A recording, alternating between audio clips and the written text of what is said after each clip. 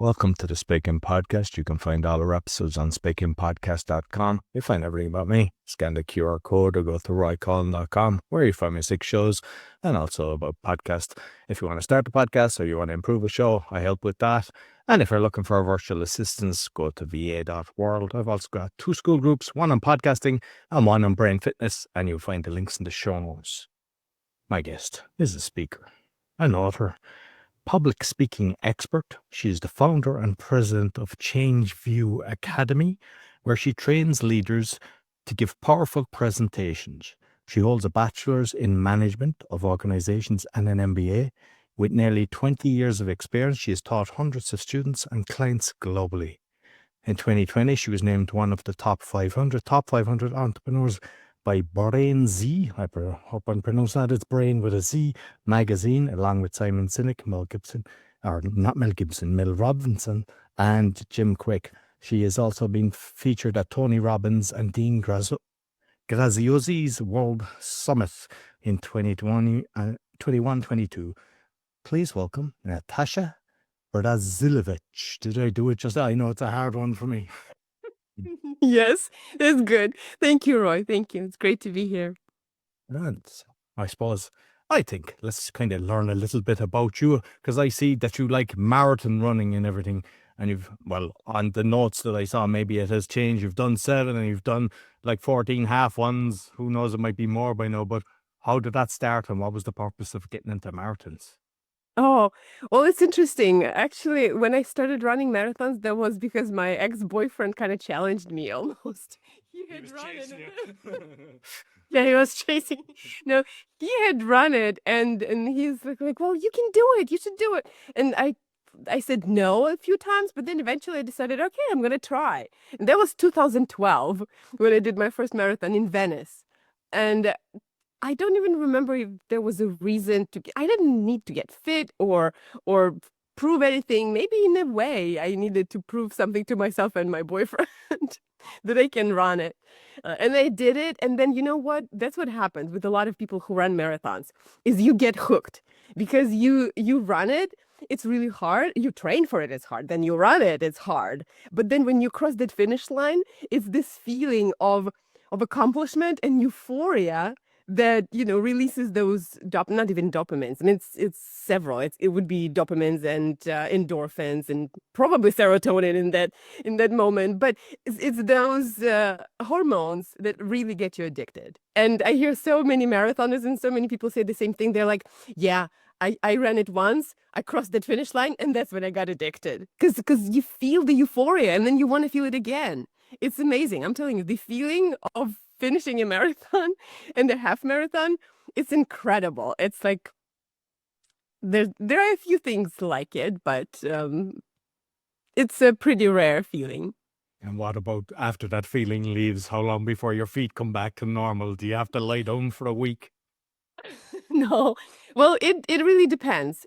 If you don't train, for example, I just ran a Marine Corps marathon. So now it's 8. I finished 8 of them. And I didn't really train because I didn't have a lot of time. I was finishing my book and I was moving, and then there were so many different things. I didn't want to spend time on training. It was maybe my mistake, I would say, in a way, because it was so hard to run it. And I walked a lot of it. The last 5 miles, I basically walked, and then I just limped around the final stretch so that I actually finished it while running. And I thought, okay, I'll be just in bed or lying down for a week. No, in 3 days, my feet were okay.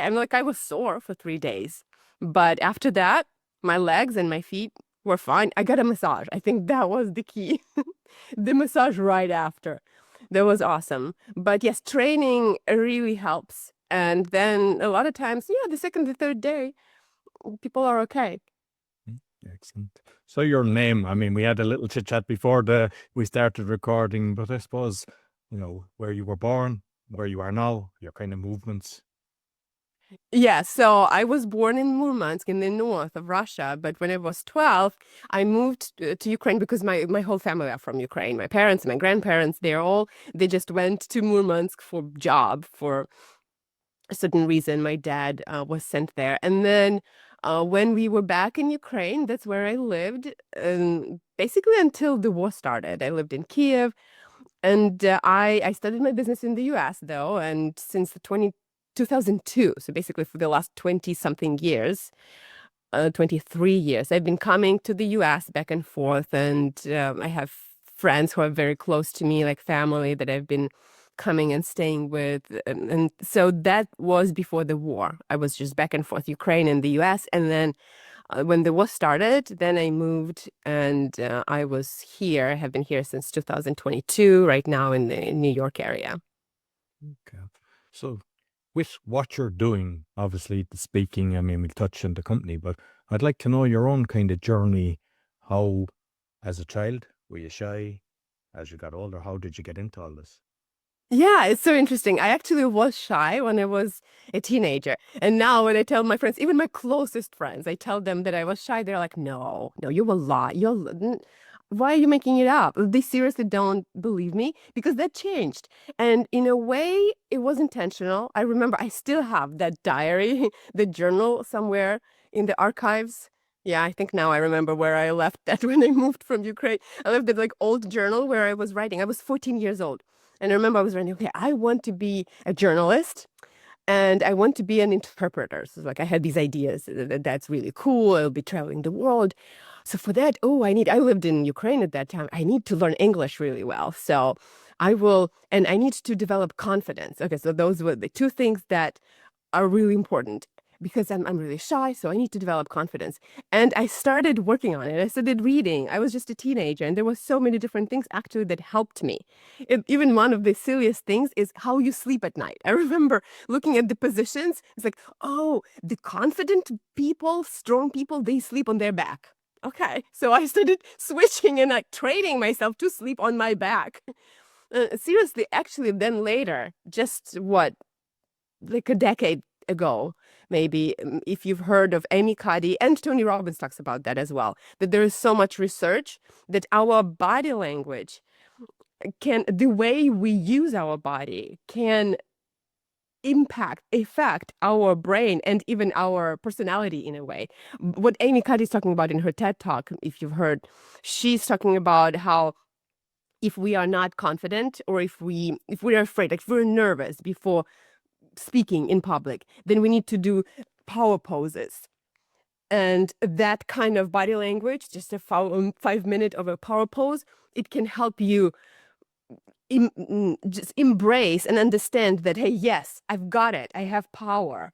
And do it somewhere where you're alone. For example, go to the bathroom and before your speech or before a meeting, before a job interview or something, you just do that kind of power pose. That's what I always teach my students. And it's kind of silly. It feels silly, but I do that too sometimes before a training or before something that I'm nervous. It helps. It's just because it's like we take space. That's what she's talking about. She's a Harvard, she used to be, I think she is, a psychologist in Harvard, like a professor in Harvard University, and she did the research with a lot of students there.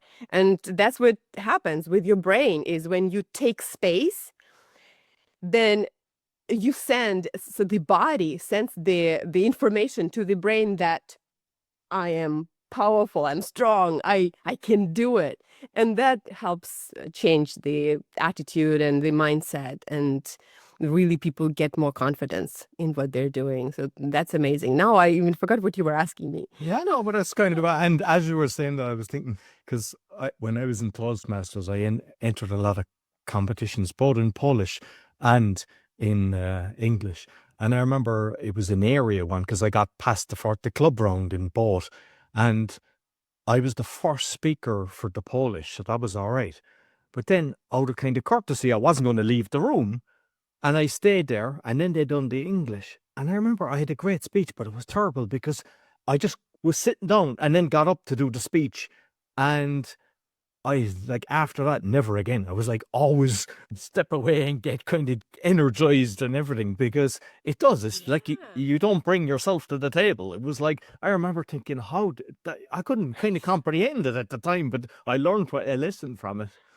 Yeah, that's true. You have to set your mindset because it's important. It's like with training, with preparation, with everything. Mindset is everything. We have to first really get into it. With running as well. It's with a lot of things, not even just with speaking. But yes, just kind of to jump and go. You warm up a little bit with running before the marathon. You just kind of stretch a little bit. So that's the same with speaking. I love Toastmasters. So that's I would say that was my springboard for public speaking. Oh yes, I remember what you asked me. I just now remembered. You asked me if I was shy. Yes. Yes, I was really shy. And I even remember one of my friends, and that was when I was 12. I was telling that story. Is one of my best friends. She's like, when will you stop being so shy? Because before that, you don't even think about, well, you're shy, you're not, you're a kid. You don't even think about your character, your personality. And I remember it was connected with some boys that we liked and things, in those teenage years. And I remember she's like, when will you stop being so shy? Come on, you just do it. And that's when I realized, okay, I'm shy. Yeah, but I want to do something about it. And I was always this kind of kid. I would read books and I would see this. I would love those characters like Scarlett O'Hara from Gone with the Wind, or there was this Chalukosha. There was this book by a Turkish author, and she was also a woman that was strong and confident, and she overcame a lot of things. And I remember loving those characters and learning from them and wanting to develop and to become a certain way, to have a certain personality and character. And I remember thinking, yeah, I want to overcome shyness. I want to become a confident, strong personality. And I started intentionally working on that. Excellent. And I mean, because you mentioned Toastmasters, and I've seen different people, because sometimes people do Toastmasters and then they kind of do a different route. And there was a video that I saw, I think it was talking about your course or something, or maybe it was in the Podmatch, or I don't know what. It was one video I watched, but I just thought you were really speaking from the heart, which I love, because a load of times speakers, it's too rehearsed, and they're either reading or they are doing 50 clips of it to make it look right, or they've just prepared 1,000 times to do it once, but you were just being yourself. And it's like, I suppose you've actually seen that yourself, because you don't want to be that speaker that is too rehearsed, because I don't think they connect with the audience. No, that's so true. That's what I always tell my students and whenever I speak about public speaking, because I train on a lot of different topics, but public speaking, that's my main thing, and that is what I love the most. And that's just my passion, is helping people bring that message out into the world. So that's why whenever I talk to people who especially have nervousness and fear of public speaking, and they would love to just take a piece of paper and read from it because it will feel like, oh, it's less scary. I'm just going to read this text. But that's rehearsed and that's robotic. If people are reading, it's like when I'm talking to my Alexa, and right now she's an Alexa Plus, she's AI already. But they made her speak kind of natural, but she speaks like a bad actor still. Yes, Natasha. Thank you. You have a good day. You too. I mean, that's not how we speak. And when you read something, if you are a good actor, then you could pretend like you're not reading and you're actually speaking. Some people still can tell, but a lot of times if you're reading it just the cadence changes, the energy changes. Even because your focus is on those words, you're not focused on the audience, on the camera, or if you are live and you are speaking to people, your eyes are not there, your body language will change. It's everything, so many things will be different. Or when people rehearse it too much and they learn it by heart, and then they worry that they will forget one word or the one section of the speech, and then it's just not natural. So that's why I actually honestly I used to be a person who would not necessarily rehearse, and I never was reading it, but like 3-4 years ago when I was doing my lives and actually even teaching and creating some videos online, they were not natural. Like they were not authentic because I don't know, if you go back and you watch some of my old videos, you could tell because I was like trying too hard. I was trying to be this presenter. And whenever I'd speak, I would not speak like I usually speak. You know, like for example, right now I'm talking to you like I would talk to my friends when I get really passionate. I could, of course, my voice would change different. It would become different if I'm in a different kind of energy state. You know, like a quieter and you talk to. But when I'm passionate, when I speak about something I really love, that's exactly how I talk. Although when I was presenting and creating those videos, some of them were not authentic because I was like, so today I want to tell you 3 tips how you can you know, and it becomes like this person on TV, maybe this MC or this some kind of a like a presenter. Well, my friend said, it's you're making your presenter voice. You're doing your presenter voice. So you're not being yourself. You're being someone else. And then people who know me, they can feel it. And even people who don't know me, I think they can feel it. So yeah, it's really important to just talk. Imagine that you're speaking to friends. Like, for example, Roy, I just met you, but we had a good chat before the interview. And I feel like I know you. You're in Poland. I'm Ukrainian. We love, like, you're from Ireland. You have this amazing accent that I love. And I would love to go to Ireland. You know, it's like we connected. We got some rapport going. So I'm talking to you like I'm talking to an old friend. And that's exactly what people should do.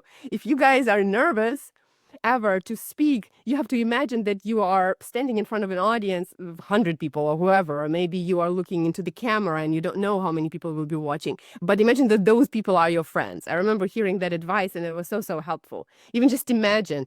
Oprah, I think, if I remember right, she's the one that puts a picture of her friend in front of the camera, or used to do that somewhere to imagine, you know, like you put a picture behind the camera or near the camera, and you see that friend, and basically you're talking to that person who you've known forever, and that's when your voice will be natural and it won't be rehearsed, it won't be robotic and not authentic. So it's very important. So I'm just curious because I know I'm podcasting now since 2018 and I've done something like 1,700 episodes. But I know it took me a while to kind of have my playful self.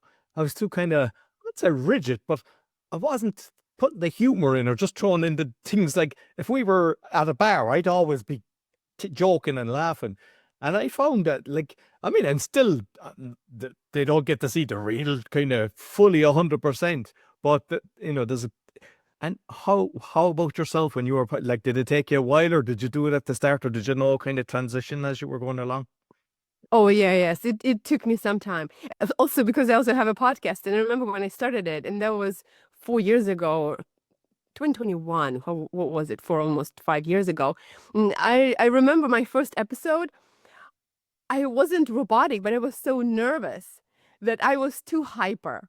So I get to be high energy and I get to be passionate, but sometimes I can be, you know, like giggling and laughing and not not natural, and not knowing how to navigate it. And I was like, it was really weird. I remember it was just kind of awkward to watch that.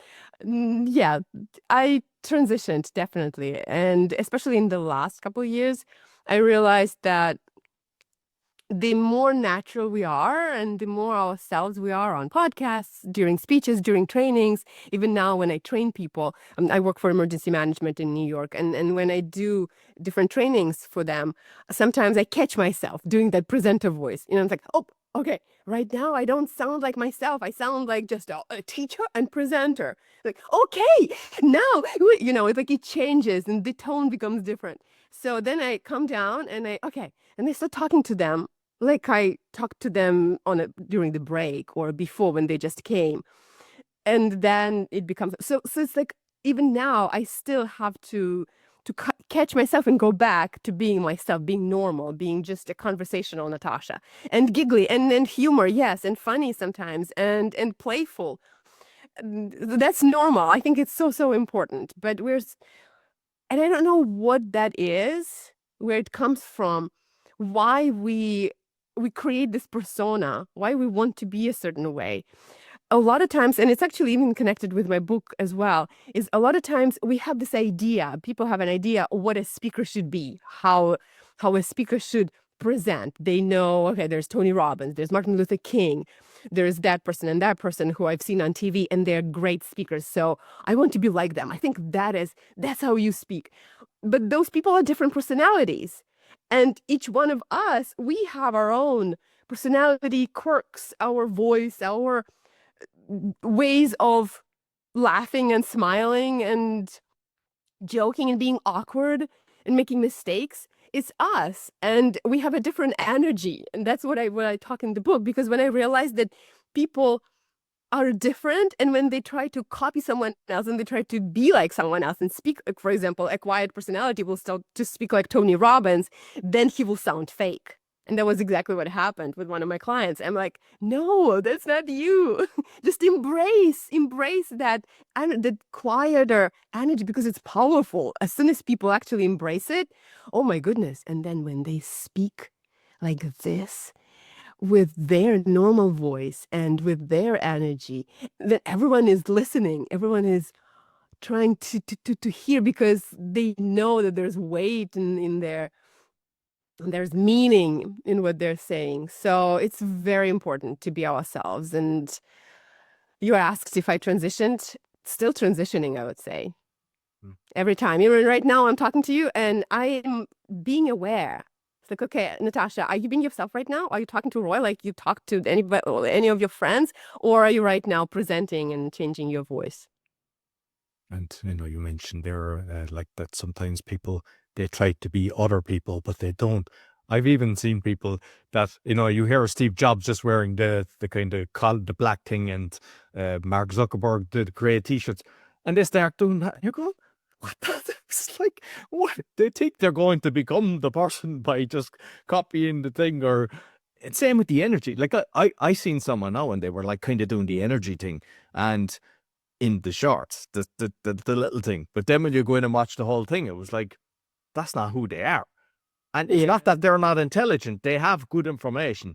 But if you see this, you go, this is interesting. And then you go in and it's like energy levels is kind of like, flatlining. So I think you have to be authentic. And the thing is, people don't realize you'll start attracting people. Like, I mean, we've interviewed Clay Clark, and I mean, I could not handle him. I mean, his energy is like boom, boom, boom, boom. So some people love that and others don't. So he'll attract the people that love that kind of energy. And some people think because they're talking technical and it's boring, but they'll attract the people that like that. But they try to be the opposite person, like you've mentioned. And they end up nobody liking them because, they're trying to be Clay Clark teaching technical stuff. There's no audience there. Exactly. And people sense it. It's so interesting that, we think that, okay, I will attract more people if I am high energy, but in fact, maybe I'm really low energy. People might not really notice. They might not even know on the conscious level that this is fake or there's, but they will sense that something is wrong. They might not even understand what is it. Is it body language? Is it what they're saying? Is it their energy? If they, some people will, but some people might not even know, but they will sense intuitively that something is wrong. And I've seen that so many times. And even sometimes when I watch people who are not really my friends, I don't really know them that well, but I've seen them, I've kind of talked to them, and then I see them go live online, and I listen, and I'm looking at her facial expressions and kind of, her voice and the way she presents. And I'm thinking, like you're so awkward and being not yourself. Just relax and talk. Like the way that you normally talk. Because it's like the person tenses and tries to imagine who they think people need to see. So it's like they're trying to become someone for the audience that they imagined the audience expects them to be. But if you're just being yourself and you just talk normally, that is the best, because that's, like you're saying, that connects, and that creates this. It's not like I can think of the right word, but it's just this best way to connect to the audience and to really be, to be the one that they will they'll align with, or they will understand, they will want to listen. Yeah, you still can't think of that word. Yeah, I agree. And I'm just looking there as we're talking. Is like Zoom is, I don't know, can you see that? But it's like there's all lines flying by, and it's, I don't know. He was so there. I'm keeping people entertained with my screen. It's like that hasn't happened before, but it's it's a strange one. That's a new thing. No, I know. Yeah. That. No, but like whenever I'm sorry, I just wanted to mention these things. It's like if I forgot, see, okay, I forgot the word, or I can't think of the right word, and it's normal, guys. If we forget something, if we can't think of something, that's really good because it actually makes us who we are. So the company, Changeview Academy, is that all connected with speaking, or when was it set up, and what's it all about? Oh, that's actually interesting because when I set it up, that was 2016. It was to start a school of teaching English in China for the Chinese students. There's a whole story why and before, like how I did the research and how I got inspired by one of my students. And then I had that idea. And so I started creating it. I created it with some of my friends, the investors. And so I started doing it, actually looking for platforms and everything. And then I realized, no, that's crazy.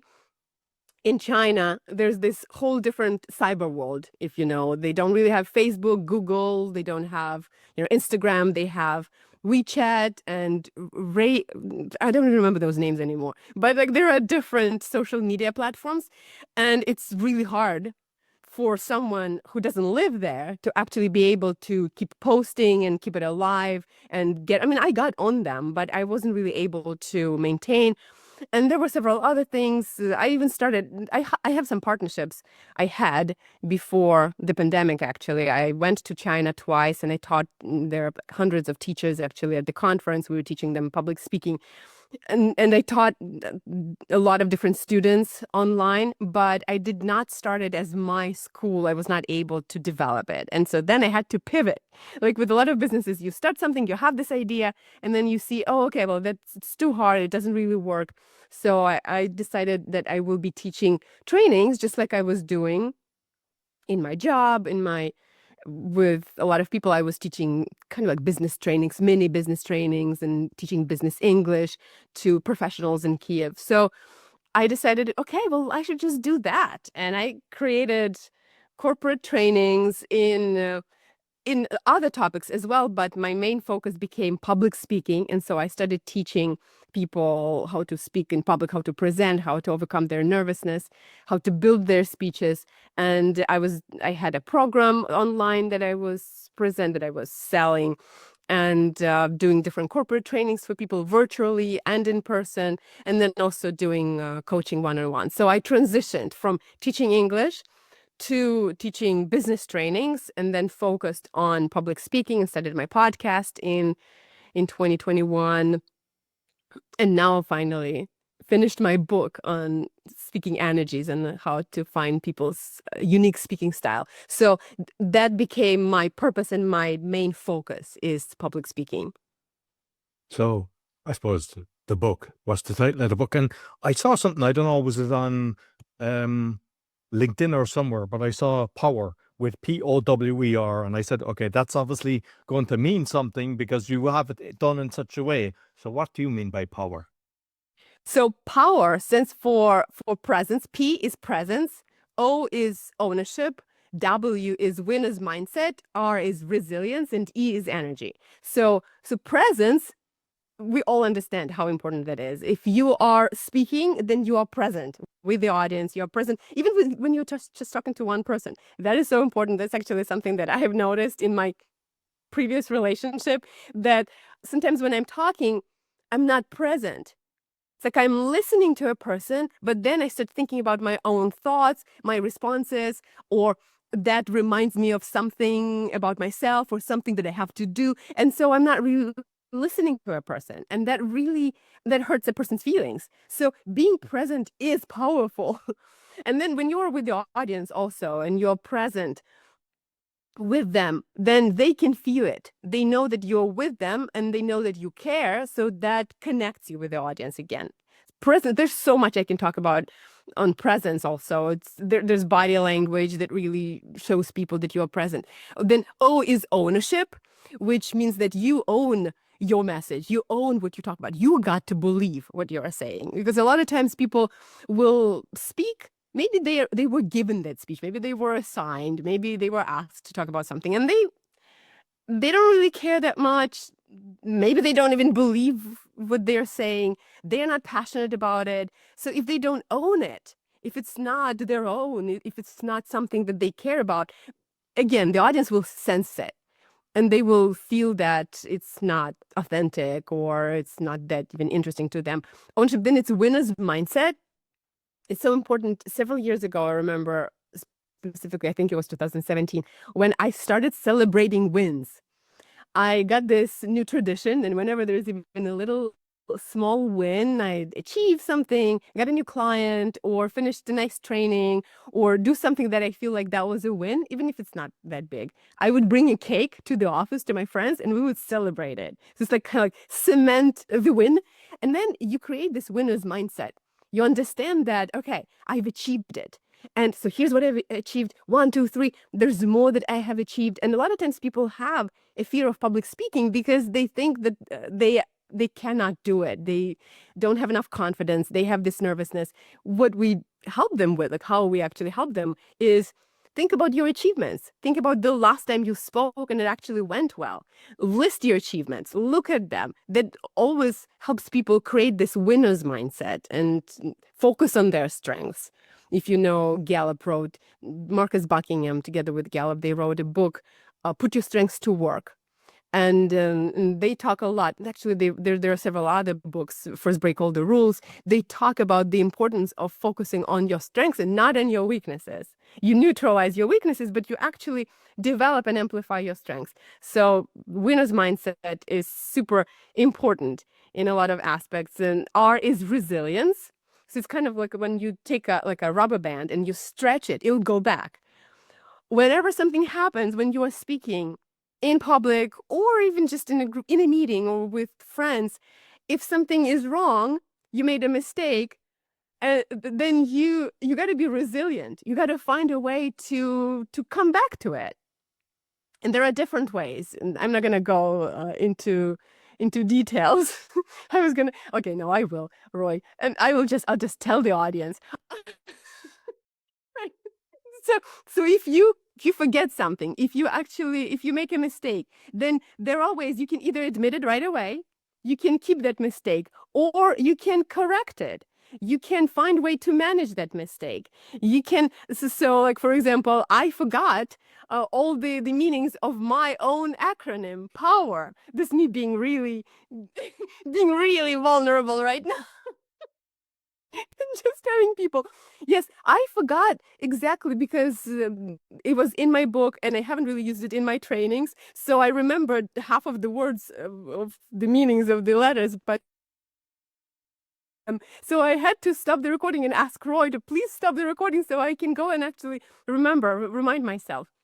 And that's so that's me actually being resilient and coming back, stretching, and then coming back and correcting it.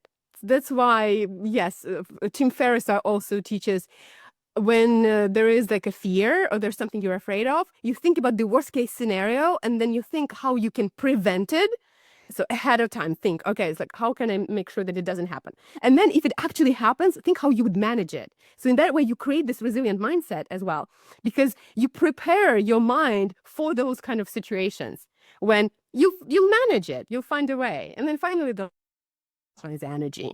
It's energy, it's the enthusiasm, it's the passion, it's the love for what you're speaking about, for what you're doing.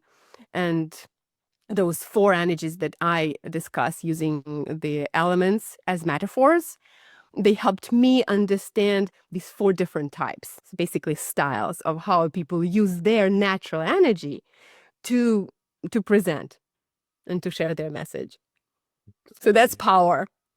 No, very good. And I know you kind of mentioned kind of stick with what you're good at and kind of emphasize it and put your energy towards it. And if I look at the schooling system, even my youngest child now, and if somebody is, say, bad at maths or something like that, they try to get them that they kind of level everything up. And then you take your eye off the ball. You could be fantastic at art, or you could be fantastic at languages.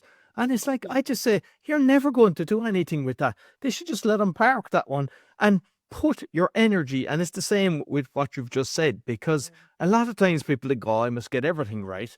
And then you become just average. You don't want to be average. You want to just put the stuff that is not for you. You can outsource stuff as well if it needs to be done. There's people that are good at these things. They like it. You could just get them to do it, and you concentrate on what you're fantastic at.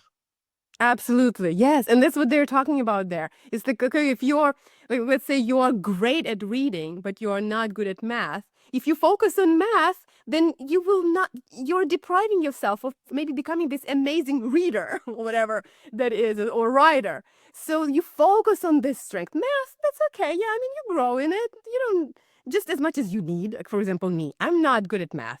But I also had like the highest scores in all my, not to brag, but you know. But you are bragging. I am bragging. I am bragging right now. Well, it just look like I got there. I'm not good at it, but for school system, what I needed, I got it. I got to that level. But with, for example, speaking and writing and languages and everything, humanitarian subjects, that's where I was good at. And that's when I would focus on. If I decided to still focus on math, I would never become great at it. I would only grow a certain amount, just become maybe a little better, but not really like the way they show how exponentially it grows. Yeah, that it's way different. You're so right. And even if you look at just, I mean, we're kind of going into education. It's not where I wanted to go, but like, even if my son is showing me stuff, I'm like, I don't understand what they're saying. So when I figure out what the question is, he knows the answer. And that's kind of in life as well. A lot of the times, just different things, whether you're dealing with revenue or anything, everything is so convoluted. You haven't a clue what they're talking about. If they simplify it, same in court, if you're ever in court or doing anything like that, the way that they speak, you're just like, and unfortunately, and I think why it's important is, when you're on stage, sometimes, even if they're trying to be academic, who's your listener? And make sure they understand what you're saying instead of trying to sound intelligent. And because a lot of them make that mistake. That's true. That's true. A lot of times people are trying to, again, being like someone else, or they're trying to sound more complicated. But even with communication, one of the main principles, it has to be clear. And remember also, if you've heard or if you've read the book, what's it called? Made to Stick by Daniel Chip. I can't remember the names of the authors, but it's an amazing. I definitely want to recommend to everyone. Made to Stick. It's about how you can make your message, your story, your presentation, anything, how you can make it stick. You make it really memorable. So you share and people remember it. And the first one, so it's simple, unexpected. It's like success, simple, unexpected, credible, if I remember right, the story and emotion. And then there's one more C. So simple is one of the important things. Oh, concrete. So that's the thing. It's like it has to be simple and it has to be concrete. And if you make it complicated, if you really add this sophisticated, whatever, bubble and fog around it and make it sound like it's way more intelligent, even though it is still smart. Simple is smart. Simple is intelligent. But if you try to make it complex, more complex than it actually is, then yes, people won't understand it and you lose the audience. And then you don't achieve your goal. Why are you even speaking? Just to look intelligent? Or you speaking so that people can listen, understand, remember, and then do something about it? Absolutely. Yeah. Finally, because the world, I think, maybe when you started your podcast, everybody kind of was not allowed to move around the world, and then people started speaking online, and now it's kind of like hybrid, and people are seeing the advantages because it's not nice living out of a suitcase, even though you could get, well paid sometimes, and you might get to see different countries. But I know a lot of people are happy that they can actually have a nice speech and then just go back to their normal day of life. But how have you figured out, or what way would you advise people connecting with the audience when you don't really see them? Because I remember I had, I don't know, was it a division or district? It was one of the the podcast or the Toastmasters competitions, and it was online for the change, and it was like I wasn't able to see no one. The only person I could see was like the person that was the moderator, and I could see them laughing. So I know there was, but it was still a very strange scenario, and just kind of, I don't know. It's very hard to know because, like, there's times if I'm speaking, I can see how the audience are reacting, and then you can change things, or you can just re-emphasize it or something like that. But it's hard online, and I'm just curious what kind of tips you can give to people when they are speaking to the digital world. Yeah, it is tricky because we want to see people. And at the same time, when we are online, we want to see the faces and we want them to see our eyes so that we are like we're looking at them. So you don't want to just like look down or Yeah, sometimes people have like, even if you're on a podcast, they're doing this, they're looking at the camera, they know, and then they're like that, and it's strange because it's very hard because if you are looking at the camera, which is like, I mean, you're doing it, and it's the right way to kind of connect because then people feel like you're talking to them. But then if you want to see how they're reacting, it's like I see some people, like, I mean, I used to have a small screen, but now I do the split screen because I've realized that there's more engagement with the podcast than speaker view, because people are seeing my reaction, they're seeing your reaction, whether you're laughing, whether you're serious, whatever it is. Whereas if it's just you speaking, and I found that there's way more engagement in doing that. But when you're on the stage, unfortunately, we're not able to kind of avail of that. Yeah, I know. It's really important to see the reaction. And also for us as a speaker, it's important to see, like you were saying, how people are reacting. And then we could adjust our speech a little bit depending on whether they're laughing or maybe, yes. So sometimes I could see when I'm training, because I've done, even just recently, the online virtual training, like several sessions. So I have people on my screen. And then if I see that on their faces, there's a question, like, you can tell by people's facial expression that they either didn't understand or they disagree with you. They're like, and you can see that. And so then I would stop what I'm saying and wait, okay, so John, I see, I'm reading your face, and do you want me to repeat something, or do you want me to clarify it? So you want people to understand. That's why we want to read people's expressions. What I do is I kind of what you just said. So I make the screen or the whether there's Zoom or Google Meets or Riverside is what I use sometimes for my podcast recording. So I make it smaller and I bring it up to the camera. Like even for example, right now, you are at the very top, right underneath my camera. So I'm not looking into the camera, I'm looking at you. And it's very, very close. So my eyes are almost in the camera, but I really need to see you so that I speak off of your reaction, and then really it's a conversation. It's not just me looking into the camera, but I want to know how you are reacting to that. And when I have, let's say, 5-10 people, it's harder when there's 20.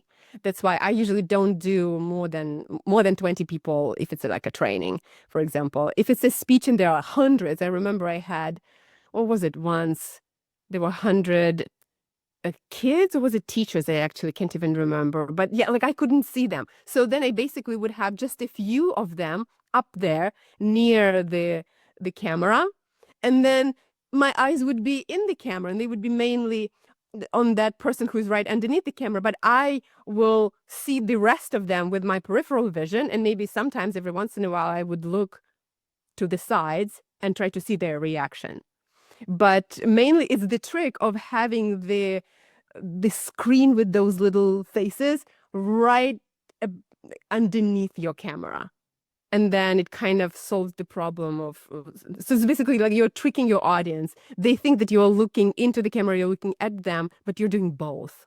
You are seeing their reactions and you are making sure that they see your eyes. And sometimes, like, if it's on stage, because I remember we had to fold our arms in school, and then you hear people saying, "Oh, people who are folding their arms, they're not letting the information in, and they're bored." And I'm like, what? That's the way I listen, right? We had to do that for so many years, so you're just conditioned to do that. That's kind of comfortable for me. But I remember I did an open mic TEDx, and somebody had said, just look at the people that are kind of supporting you and following you, and I remember at the front there was a guy and his legs. He looked like he was just pissed off, and I was like, and I just kind of didn't let it throw me. Right, and he came up to me afterwards and said that was the best speech of the day. And I would have thought he wanted to go home, so we never know. Everybody's got their own. know. I call it resting face. Sometimes we don't look at ourselves to see how we're actually thinking and stuff like that. But, that's the other thing as well. We have to just accept that people have a different way of, taking information. Absolutely. I had a very similar situation. I was teaching, I remember it was in Kiev, and one of my students, he was on the phone, like the whole time, the whole class. And I'm thinking, he's bored. He's not really listening to me. He's on his phone. And then at the end, he was the one that knew the material the best because he was listening. He was taking it in. But some people, they have this way of learning, these different learning styles. So they have the way, they need to also keep doing something else. Like ADHD or some other things, or also kinesthetic learners, they have to touch things. And while they are listening and he's scrolling mindlessly, probably, I don't know what he was doing there. Maybe he was multitasking, but he was focusing on what I was saying. And that happens. Yes, people are different and we shouldn't assume. That's our biggest mistake, actually. One of the mistakes of humanity is we just assume. We think that people are a certain way. We think that people understood us this way. We assume what they think. We shouldn't. People are a lot of times people could surprise us really, and we might really be surprised at what they are thinking or not thinking, and who they are. We should stop assuming. Absolutely. Listen, Natasha, thoroughly enjoyed the conversation. You might let the listeners know where they can find you. Yes, absolutely. I'm on most social media, on Instagram and LinkedIn and Facebook, and there's there's a website, NatashaBazilevychNatasha, and I have a podcast. The main thing that I want to invite people to is my book. So I have a podcast that's called Speak with Power, but my book, The 4 Speaking Energies, is live. Finally, it actually went live yesterday. So congratulations. Yes, thank you. Yes, it's to come out. Sure, you got a cake to celebrate, yeah? Yes, I actually already celebrated because I released it on Tuesday. I already celebrated it with friends, but yes, there will be several celebrations. Thank you. So The 4 Speaking Energies, it's on Amazon, and it will be on 20 different other platforms soon as well. So I invite people to go and learn their unique speaking style, and then learn how to develop it, and then how to demonstrate it, to speak with power. Excellent. I'll put all the links both on the audio and the video. Thank you very much, Natasha. Thank you. Thank you, Roy. So that's all for the Speaking Podcast. You'll find all our episodes on speakingpodcast.com. As mentioned at the start, scan the QR code, go to roycollin.com. You'll find my 6 podcasts and all about my podcast coaching and everything. And also you see my 2 school groups, Brain Fitness and Podcasting. It's called the Podfather. And if you're looking for a virtual assistance, go to va.world. Sure to give us a thumbs up, 5-star rating, share with your friends. And when you check out Natasha's podcast, do the same, and her book, because when you do that and give a nice review, it shows more people, and the algorithms will actually get it out, and more people will have the opportunity of actually getting it. So until next week, take care.